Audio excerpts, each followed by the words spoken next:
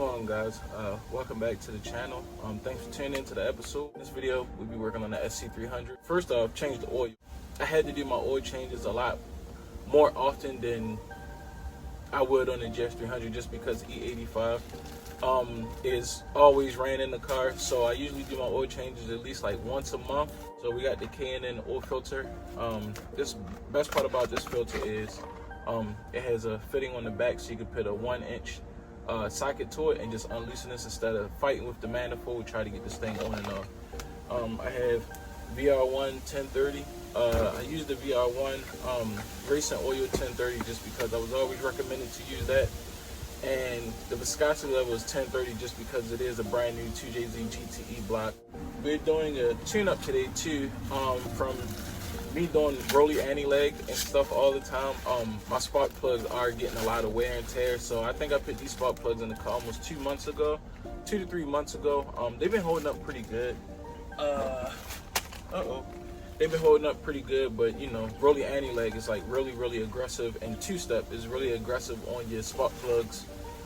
So we're gonna go ahead and get those changed out because we are gonna really drive it and try to calm down on the two-steps and rolly anti-legs. And I might actually run pump gas in it until it kind of warms up, because the car takes a little while to start just because it's E85 in the tank.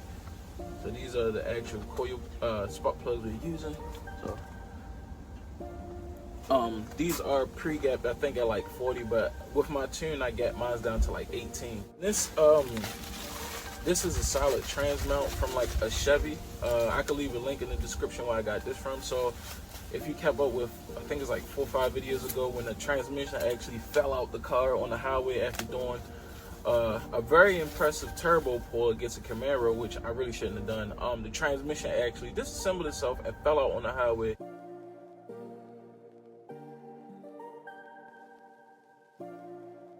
It actually like disassembled itself, fell out on the highway. Everything on the transmission is brand new, and the transmission itself is brand new. The only used thing I have on the car as far as transmission wise is the mount that's actually on the car right now.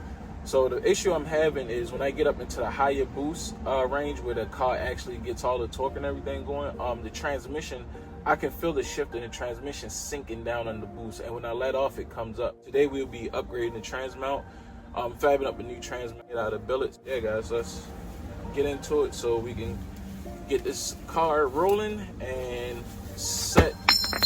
There's a hole in the bottom of the bag, bro. Let's get this car rolling. Just act like I got the motor mount still. Let's get this car rolling and set as our daily driver while the GS is under construction. Oh man, give me a break. The motor mount fell. Just pretend it's in the bag. Yeah, we could go hit the highway, get a couple pulls, and see how the car actually performs. So let's go. Your boy's a little dusty out here, cuz I'm working though, baby, I'm working. So I'll show you guys how it actually sits on a regular with a trash bag, because the vented hood is giving me issues with water. For now, that's just what we got. So we're gonna just rock out what we got and keep the trash bag on standby.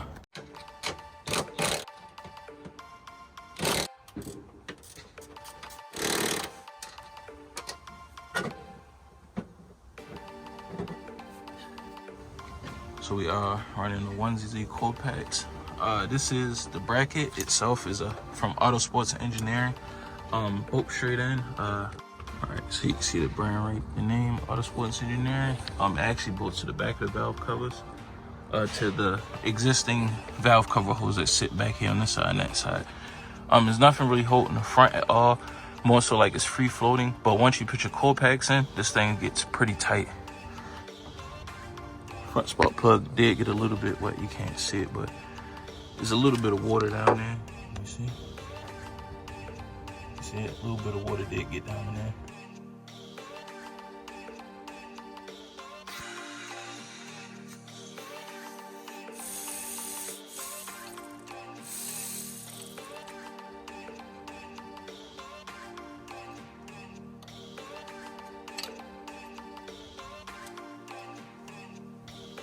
All right guys, we got everything put back in, semi clean, spray some brake cleaner just to like get it to shiny up again. So since the tune-up is actually done, let's go ahead and get this oil dropped out and changed out.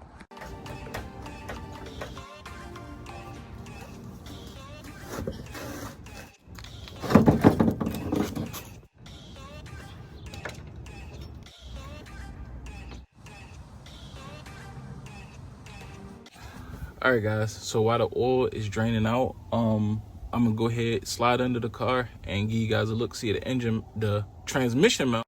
This setup, as far as the transmission mount, is not for AR5 Pontiac Sausage Trans.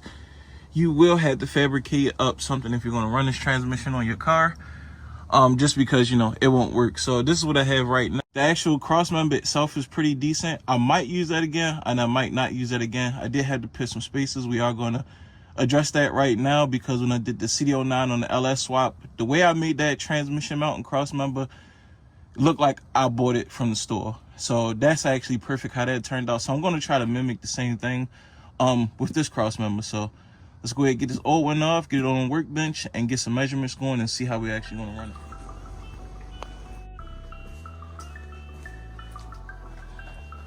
it. So this is how we're going to run it. We're gonna mount the billet transmission mount to the cross member that was already existing on the car. I wanted to use the OEM one, but it makes it sit a lot too harder. This has a dip in it. This is for a GS300 to an R154. So we're gonna rock with this. With this, I'm gonna cut this completely off and try to weld this part of the bracket to here, because this actually bolts to the transmission. And looking at this, when I was taking it off, I seen a bunch of the flex, but if you look right here, it's like separated. So as I was boosting, like all the torque and everything, see, it's all ripped up and just destroyed. So it was just time to take this out. And like I said, when the transmission fell on the floor, well, on the ground, this actually dragged on the ground along with this.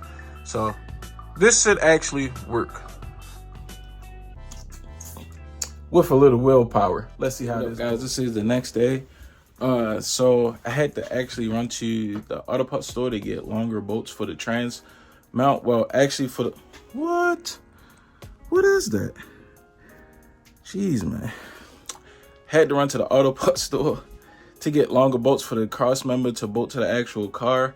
The trans mount turned out nice. I can give you guys a look. See. All right, so I'm on that water spot that's just from yesterday.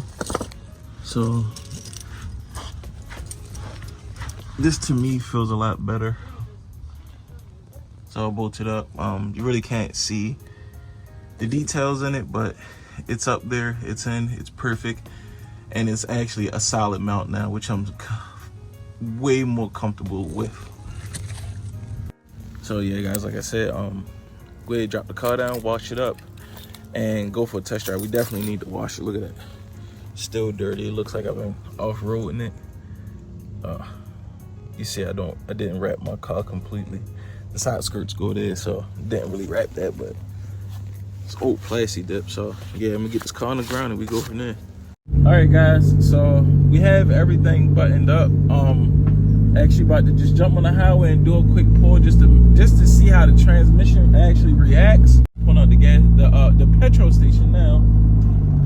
So yeah, we see what's going on with this. So I am actually making like 3 videos at once. So something looks similar in the next video, then you understand why. Don't mind the smoking. Just from the car sitting and you know, water and everything getting under the hood. This usually happens until everything dries off. Nothing wrong with the car at all, which is a good thing.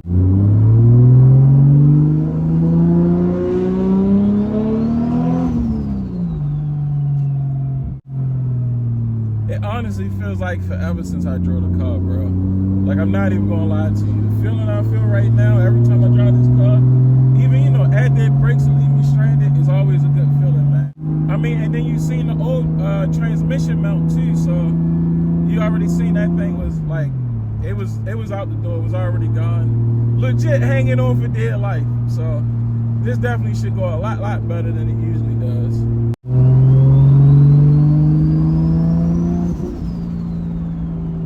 Already I can feel it. I usually hold my hand, rest my hand on the shifter, which isn't really a good thing. But like I rest my hand on the shift and you can feel it easing down. Right now, I don't feel it, like it's not moving at all. You know, especially as a solid transmission mount. So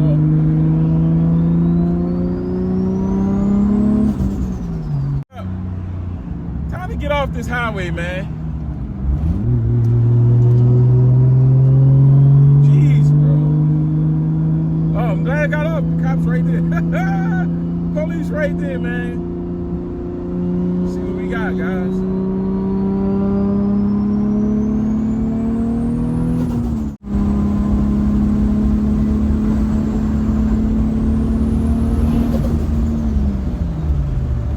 We're good.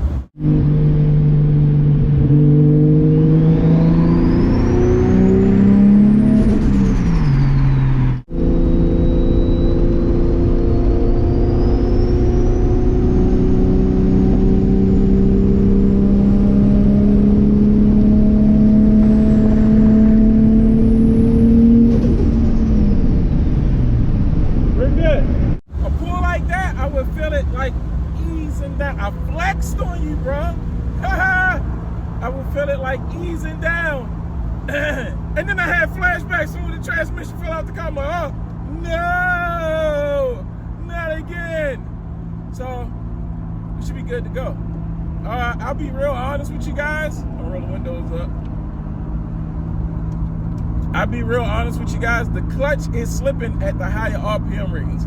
This clutch was rated for my V1 setup, which made like 480 something on a Mustang dyno. That clutch kit that I have in here now was rated for that. So when I bought this clutch kit, I actually had that horsepower in mind, not thinking that I make way more horsepower than that now. So the clutch kit is rated for like, that's in the car right now, is rated for like 530 or 580. I would have to look it up. But it's slipping at the higher RPMs and higher boost range, especially with its E85 in the tank. It slips bad, which I have to just back off. So with that being said, we do have to upgrade the clutch kit. I am gonna take this clutch kit out and just sit it off to the side, just because I can actually drive the car with it. It's just, I can't really dig into it how I would dig into it. That's all it is. Other than that, it's a good clutch kit. It's a good clutch kit. It lasted. Well, my last one before the transmission and everything exploded, it lasted all the way up until that.